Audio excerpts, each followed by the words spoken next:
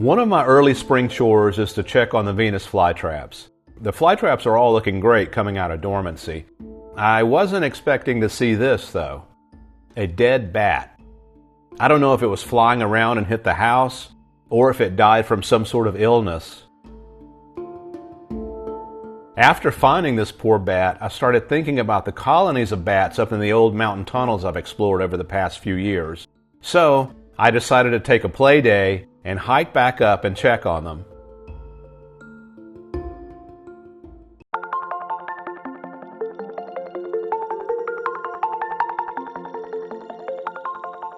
A fungal disease called white nose syndrome has had a huge impact on bat populations in the Appalachian Mountains over the past few years.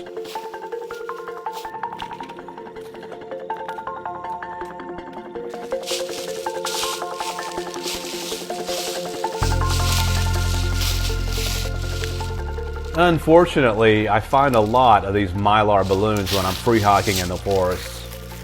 Happy birthday, say you'll be mine. People release them and they all come down somewhere.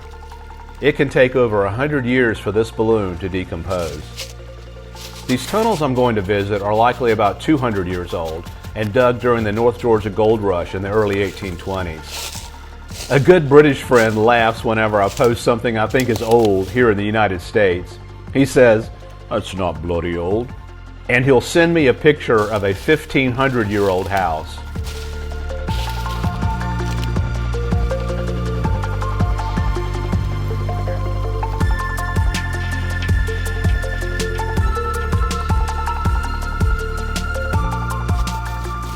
A lot of storm damage since the last time I was here.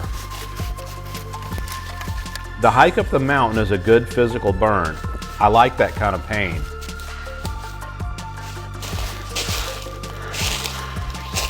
Here's the first tunnel. Wow, obviously some treasure hunters have found one of my secret tunnels. This is what the entrance of the tunnel looked like about 3 years ago, the last time I was here. So, some Indiana Jones has found it and has dug the entrance out, made themselves a more luxurious entrance. When I've been in there before, I've had to shimmy through this lower hole here. As I peek in, I immediately see something lay on the floor too. This concerns me right away.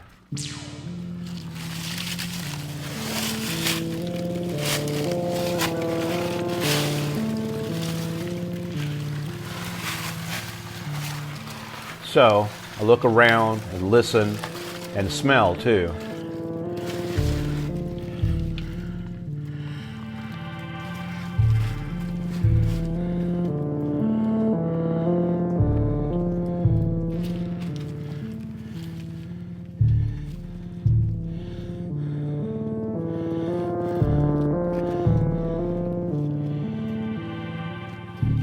Looks like it was just some explorer's overshirt. I just didn't want it to be full of bones.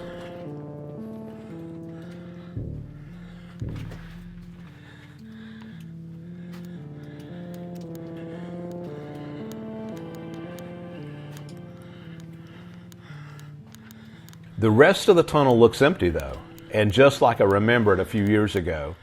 I've never seen any bats in this tunnel, and not many insects at all. Water drips from the ceiling. It may be too wet, or the old collapsed entrance may have been too small.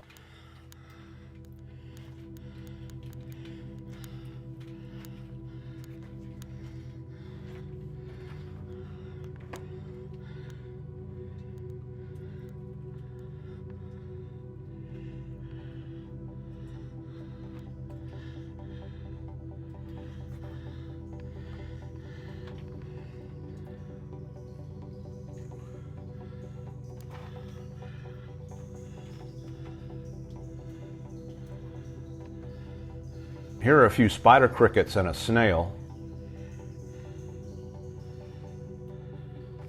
I looked all around, but no bats in here, unfortunately.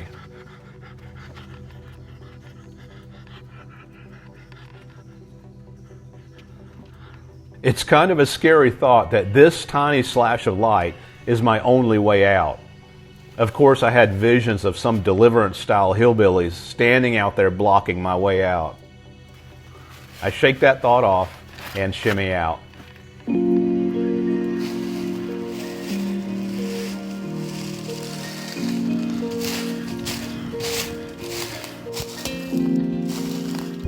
And head on up the mountain to the next tunnel, where hopefully I'll find bats.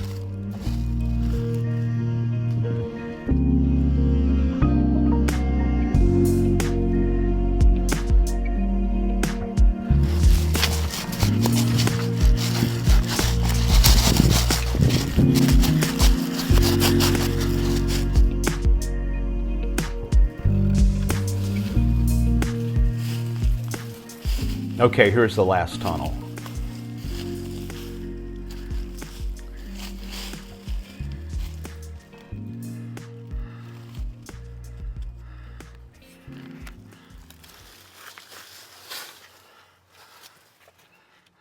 Creepy.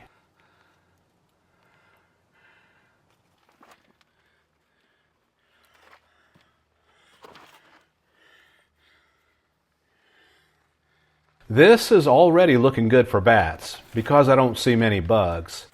The first time I was here about 10 years ago, there were bats everywhere. Then last time I was here about 3 years ago, there were no bats. And this tunnel was absolutely filled with spider crickets and flying bugs. Obviously, if bats were in there, they would have eaten all the bugs. So the fact I'm not seeing many bugs today is a good sign.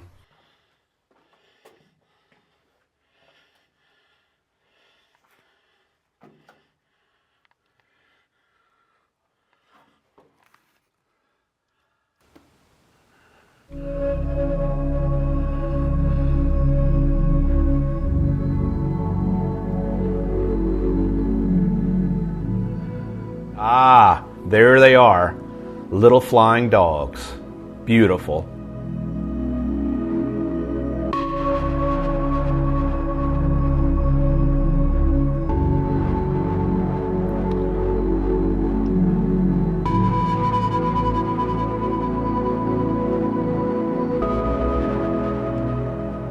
I wonder if they know I'm here. Surely they do. Of course, I want to reach up and pet them. You probably do too. I give them their space, though.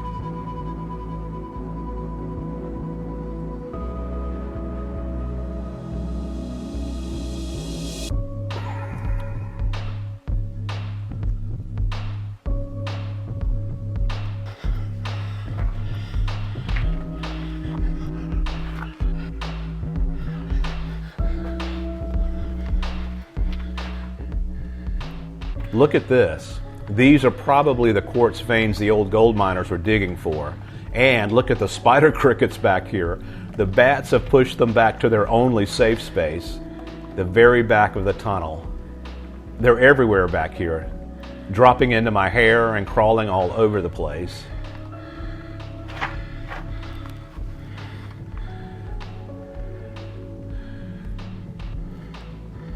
Old pick marks from some hard worker long ago, and probably a little shelf for his lunch.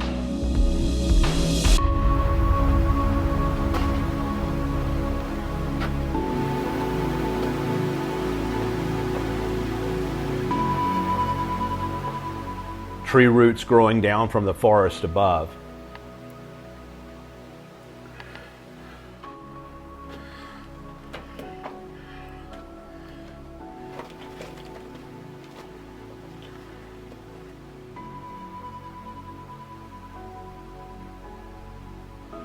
This huge spider has managed to be stealth in here. Until next time, bats. Glad to see you back. I head toward the light, where my world is. What an amazing visit, though.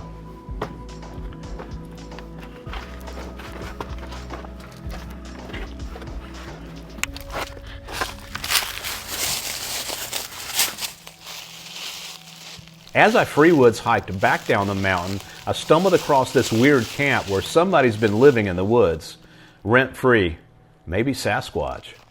I'll save this story for another episode.